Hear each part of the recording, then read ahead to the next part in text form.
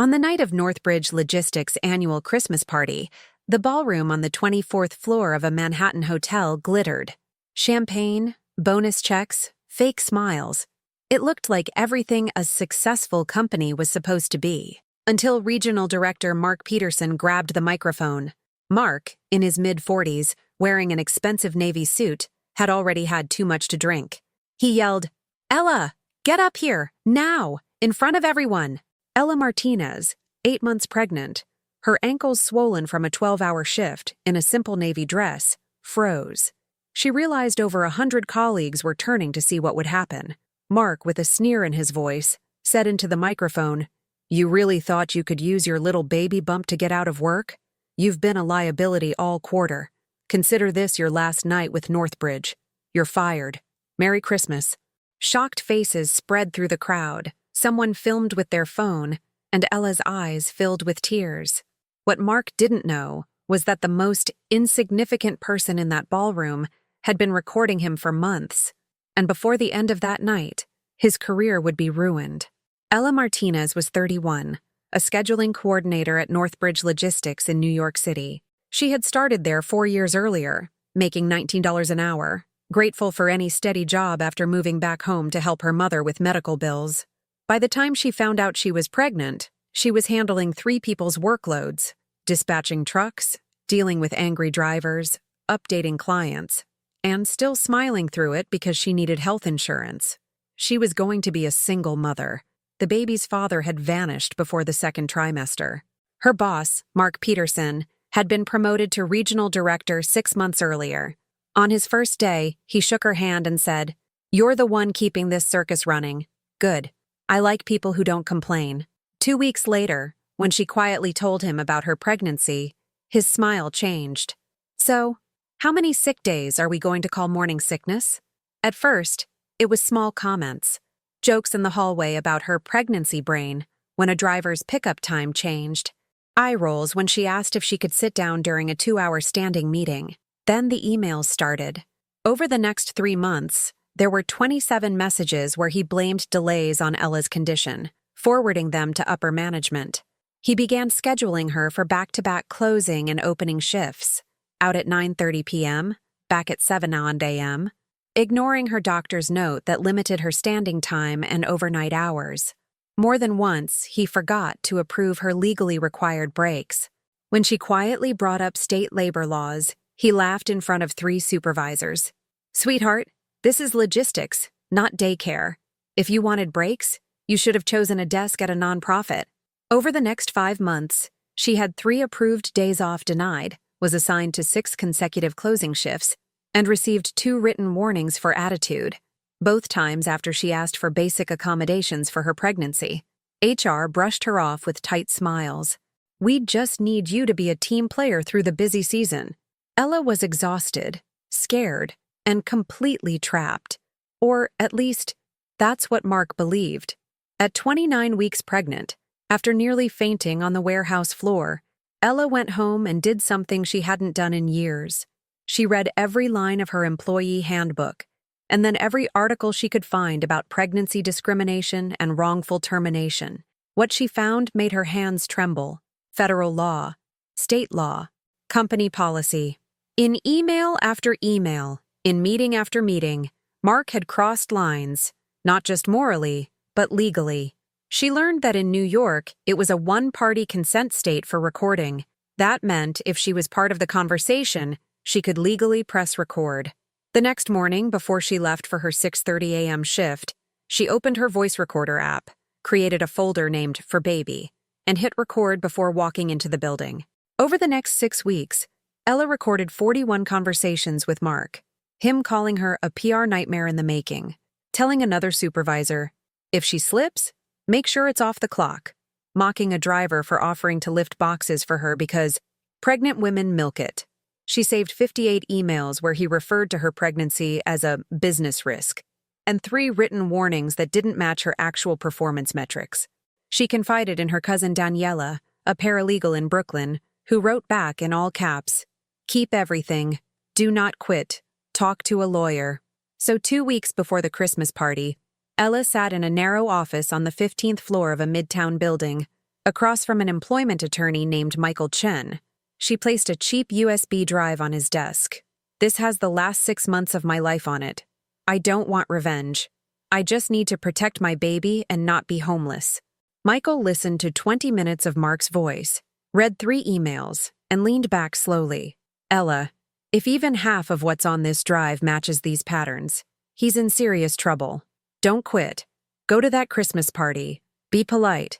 And if he does anything even close to what's on these recordings, call me the next morning. Ella walked out into the December cold with something new in her chest. Not just fear, a plan.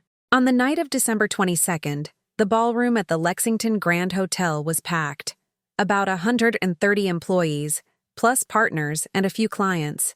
Fake snow on the stage, a 12-foot Christmas tree, a DJ playing Mariah Carey. Mark had been drinking since 6 p.m. When he saw Ella near the back with a cup of water, talking quietly to the receptionist, something in his face hardened. He grabbed the DJ's microphone. All right, people, time for a little accountability. Because this year, not everyone pulled their weight. People turned, confused. Camera phones rose instinctively. Mark called her name like a punishment. Ella Martinez. Come, up, here. Ella walked slowly to the stage, one hand unconsciously on her belly. Every step felt like glass. Her baby kicked as if sensing her heart rate. When she reached the small platform, Mark lifted his glass. Here she is, folks. The reason half our December shipments were delayed. Too tired, too pregnant, too sensitive for some honest feedback. Murmurs. Someone in the back looked down, ashamed. Someone near the back pulled out their phone and hit record. Mark, you think we can afford dead weight in Q4, Ella? You think your personal choices are my problem? You're a liability. And as of tonight, you're no longer employed at Northbridge. You're done. Merry Christmas. Maybe Santa will bring you a work ethic. Gasps. One woman covered her mouth. Ella's eyes glistened, but she didn't cry. The room went silent. In the back, 2 HR reps exchanged panicked looks. This was not how terminations were supposed to happen.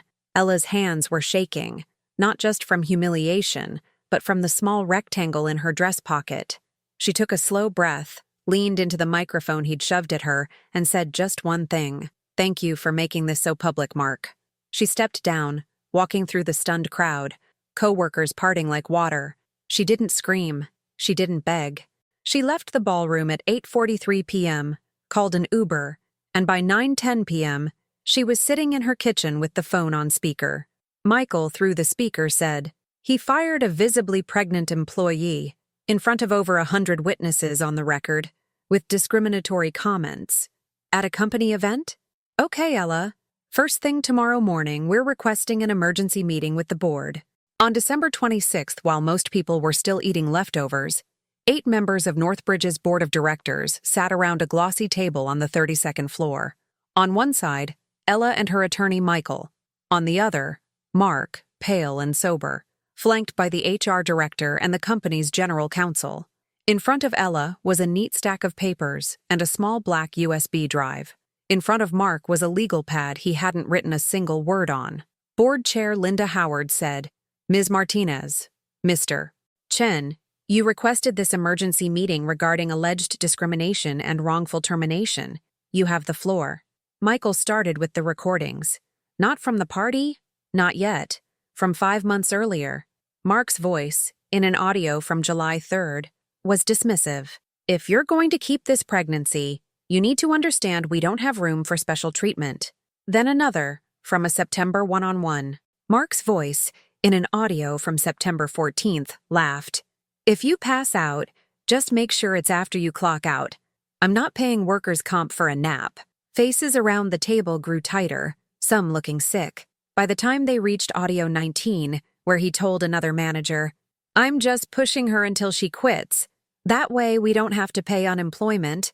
One of the board members took off his glasses and rubbed his eyes. Michael then slid a folder down the table.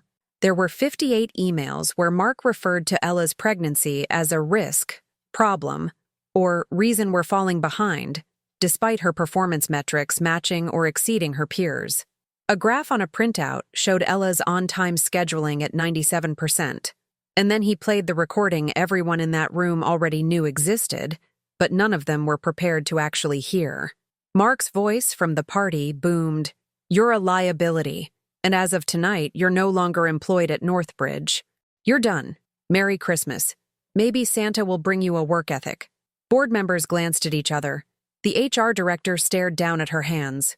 The room went so quiet that the hum of the HVAC sounded like a storm. Board Chair Linda, measured and cold, asked, "Mr. Peterson, is that your voice?" Mark, hoarse, replied, "Yes, but that was a joke that got out of hand. She was underperforming. You heard?" Michael cut in, calmly. "We also have her monthly productivity reports. For the last 12 months, she has ranked in the top 20% of coordinators in her region.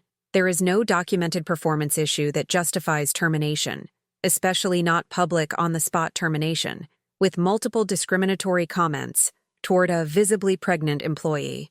Michael slid the final document forward. 23 pages of a draft complaint to federal court, listing violations of the Pregnancy Discrimination Act, violations of state labor law, retaliation, emotional distress, and a hostile work environment. He also had something else. 4 other former employees, 2 pregnant when they left, 1 who had just returned from maternity leave, 1 who'd filed a quiet HR complaint, all willing to testify about similar behavior. The board didn't adjourn for lunch. They stepped out for 22 minutes, then came back with faces that looked 10 years older. Linda said, "Ms. Martinez, we are deeply disturbed by what we've heard and read. Mr. Peterson's behavior is unacceptable and in direct violation of our policies and the law." She turned to Mark. "Effective immediately, you are terminated from Northbridge Logistics for gross misconduct. You will receive no severance. Your access card will be deactivated today." Mark, stunned, whispered, "You can't do this. I've hit every target for 3 years." Linda flatly replied, "You hit the wrong target this time." For the first time in 6 months, Ella watched Mark's face crumble and realized she didn't feel sorry for him. Over the next 3 months, Northbridge and Ella's legal team negotiated a settlement. When the dust finally settled, she received $280,000 in back pay, damages and legal fees, a formal letter of apology, and the option to return in a different department under a different chain of command if she wished. But the story didn't end in that boardroom. 1 year later, Ella didn't work for Northbridge anymore. With part of her settlement, she launched a small nonprofit project called the Work and Worth Collective, a resource hub and referral network helping pregnant workers and single mothers understand their rights. In its first 12 months, the collective helped over 200 workers, 71 of them pregnant or recently postpartum, more than 40 who had been threatened with performance write-ups for needing basic accommodations. She also recorded her story, this story, for a series of online videos about workplace rights. Each time she told it, the part that made her voice shake wasn't the humiliation at the microphone. It was the memory of lying awake at 3 a.m., hand on her stomach, wondering if she'd have to choose between her baby and a roof. As for Mark Peterson, word traveled fast in the logistics industry. HR directors talk. Legal departments talk even more. Within 6 months, he'd been quietly rejected from 9 regional director roles. When a local business journal published a short piece about a major discrimination settlement at Northbridge, he suddenly found his name attached to search results he couldn't control. Northbridge, under pressure and with a very nervous board, implemented mandatory anti-discrimination and harassment training, new pregnancy accommodation policies, and an anonymous reporting system that bypassed direct managers. Ella never set foot in that Manhattan ballroom again.